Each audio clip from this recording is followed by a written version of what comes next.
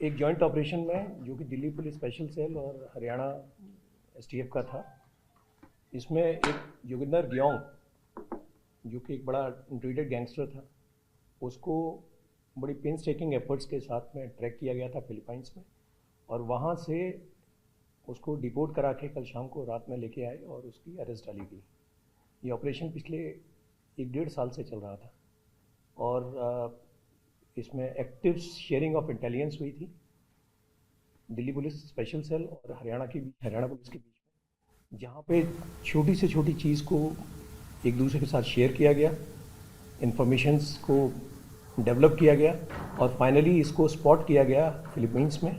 और फिलीपींस में इसको स्पॉट करने के बाद में जो लीगल तरीका होता है इसको लाने का, वो किया गया और फाइनली इसको कल वहाँ से डिपोर्ट करा के लाके इसकी अरेस्ट डाली गई। जोगिंदर गियोंग इम्पॉर्टेंट इसीलिए है क्योंकि आप लोग जो जानते हैं पुराने गैंगस्टर टेररिस्ट नेटवर्क्स के बारे में, तो आपको अंदाज़ होगा कि पता होगा आपको कि गुरलाल बरार का एक मर्डर हुआ था। ये अक्टूबर 2020 में हुआ था। तो इसके मर्डर में जो शूटर्स थे, इनके पीछे सुखदुनी के और लकी पटियाल का हाथ था। इसमें भी इंटेलिजेंस लेवल पे एक्टिव पार्टिसिपेशन देखा गया था कौशल चौधरी का। उसके बाद में अगस्त 2021 में एक मर्डर हुआ था विकी मिदुखेड़ा का पंजाब में। इसमें लकी पटियाल जो है वो इसको पीछे से करवा रहा था और जो शूटर्स प्रोवाइड थे, जो शूटर्स जिन्होंने पार्टिसिपेट किया था, जिसमें अनिल लट, सज्जन भोलू, ये कौशल चौधरी, अमित डागर इनके साथी थे। साथ में एक सनी लेफ्टी जो भूपी राणा का था, ये ग्रुप इन्वॉल्व था जिन्होंने शूटर्स दिए थे। फिर बाद में एक संदीप नंगल अंबिया जो कबड्डी प्लेयर था और कबड्डी फेडरेशन कनाडा की थी, उसका पार्ट था। इसका मर्डर हुआ था जिसे सुखदिनीके ने करवाया था। इस मर्डर में भी जो लड़के थे, अगर आप देखें तो नरेंद्र लल्ली था या पुनीत जलंधर था या बाद में अमित डागर, विजय मल्हे, ये सारे के सारे कौशल चौधरी के उसके थे, सिंडिकेट के थे। तो एक कौशल चौधरी सिंडिकेट जो है, Devender Bambiha syndicate connected with सुखदुनीके, लकी पटियाल एंड अर्ज डाला, ये हमारे लिए एक प्रोमिनेंट फोकस था कि कहीं ये गैंगस्टर टेररिस्ट नेटवर्क जो है वो फिर से एक्टिव ना हो जाए। और जो जोगिंदर गियोंग है, ये खुद और इसका भाई जो कि एक पुलिस मुठभेड़ में एक्सचेंज ऑफ फायर में जिसकी डेथ हुई थी 2017 में हरियाणा में, वो कौशल चौधरी के एक्टिव एसोसिएट्स थे और भागने के बाद में ये फिर से उस ग्रुप को रिवाइव करने की कोशिश कर रहा था, इसीलिए इसको यहाँ लाया गया। इसके ऊपर अगर आप केसेस देखें तो करीबन 28 केसेस हैं, जिनमें 15 में इसको सज़ा हो चुकी है, इंक्लूडिंग 5 मर्डर में सज़ा हुई है।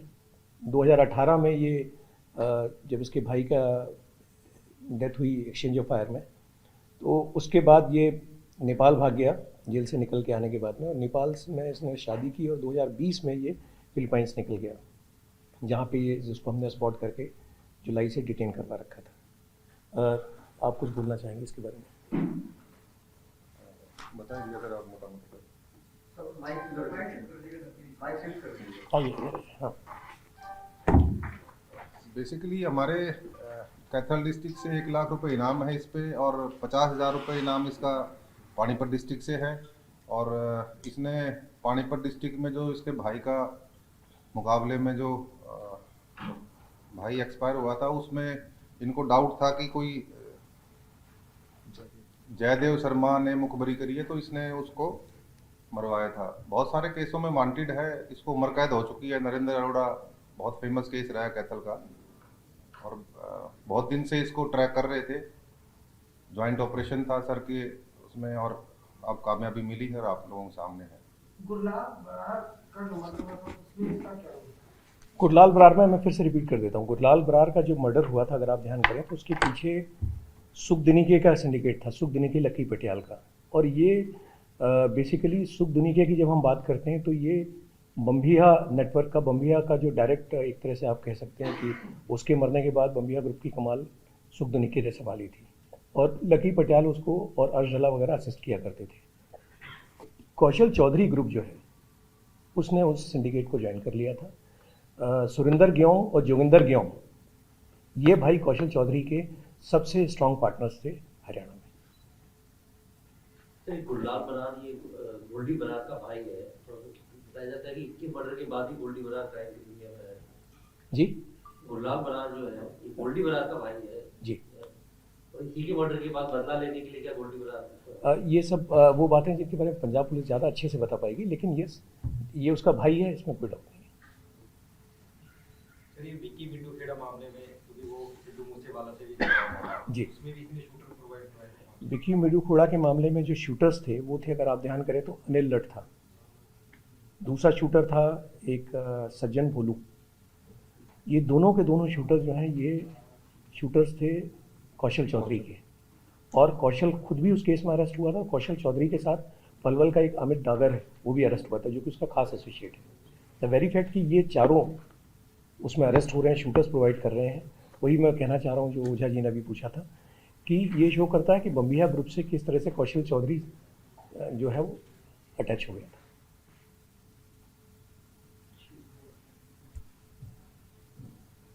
सर, अब इससे पूछताछ करके और हाँ, इसकी फर्दर कस्टडी जो है वो हरियाणा पुलिस STF लेगी इसमें, क्योंकि मेजर केसेस इनके पास है। और इससे हम समझते हैं कि एक पॉसिबिलिटी थी गैंगस्टर टेरर नेटवर्क के रिवाइव होने की, उसको इनिशियली क्रश कर दिया गया। It has been nipped in the bud. तो ये फिलीपींस कैसे भागा था?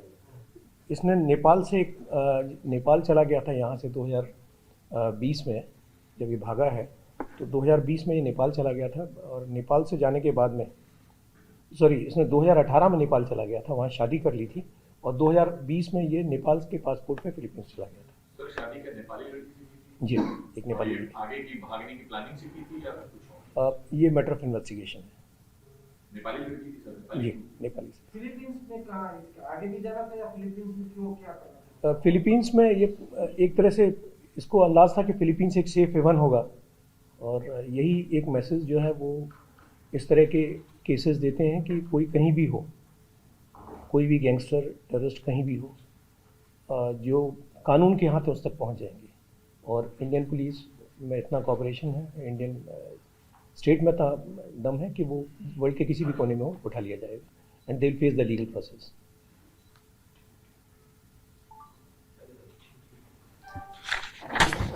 हाँ।